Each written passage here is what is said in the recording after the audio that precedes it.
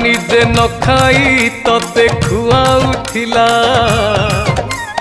ସେଇ ମା ପୁଣି ଉପାସେ ବାର ଦୁଆର ହେଲା ବୁଢ଼ୀ କାଳେ ମା ରହୁଛି ଏଠି ବୃଦ୍ଧାଶ୍ରମରେ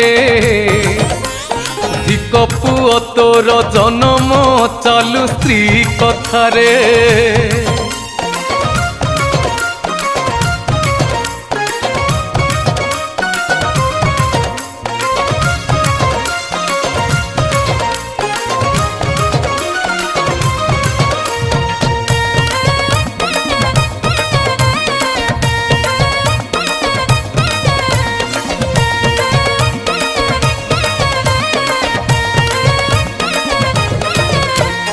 पर दुख देखी हसुची एई मनीष जाति।